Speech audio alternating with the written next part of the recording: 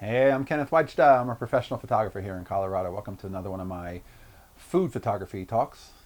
Food photography? What's he talking about? So I photographed a potato. Actually, it was a sweet potato. See, a buddy of mine, I showed him the Petapixel story about this photographer who had a picture of a potato up on his wall, and he's a celebrity photographer, and he had some friends over, and somebody says, I want to buy it, and they paid $1.1 million for it. So my friend said, I bought you a sweet potato. I want you to photograph it. And I did. And I photographed it, and I printed it, and I framed it, and I put it up in his house. And then there was a peach that was a little unusual in the way it was grown, and I photographed that. And I gave that to him. I guess I have a thing for vegetables and fruit for this guy. Well, only a photographer goes to the grocery store, sees the group of green peppers, and sees the one gnarly one, and decides that's the one I'm going to buy. Because then I can photograph it. Completely homage to Weston pepper number 30. But this is Wajda pepper number 17, because I didn't take 30 photographs of it. And I'm going to give it to him, and it's a pepper that I think it almost looks like John Lennon hugging Yoko Ono. And I'll put a link to it down below, but you can kind of see it. And there's a bunch of reflections. But anyway, so it's one of those things where it's like, as a photographer, how can I not buy that pepper? And I know that Weston put his inside some kind of a metal cone. So I had a developing tank that is for a large format. I'm not sure what it's for. It's just a big plastic developing tank.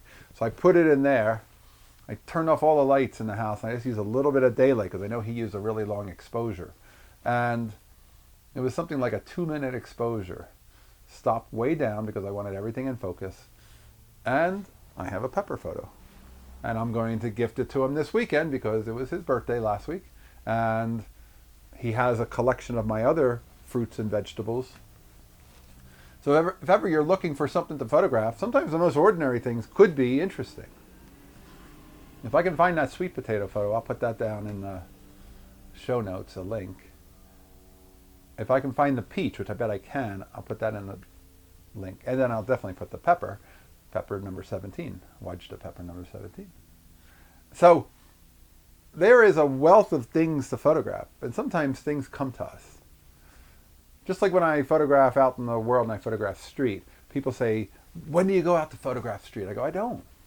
I just go out to photograph life. And while I'm photographing life, things show up. I'm aware of things happening, and then I go make the photo. So that's the way I work. Things show up in my world that are subject worthy, and I make that photo, I gift it, I print it, I put it somewhere, and move on to the next one. But there is something to be said for still lifes this kind of season in the Western Hemisphere where we're getting into fall and winter. If you're home more, I know Joel Meyerowitz did a whole series of still lifes. You might get inspired by, what can I do a still life with? Maybe it's bike parts if you're into bicycles. Maybe it's guitars and guitar strings if you're into musical instruments and playing guitar. Whatever it is. Maybe it's fruits and vegetables. But whatever it is, it's something to create. And no one will have created it like you did, or like I did, because we all have our own unique way of making anything.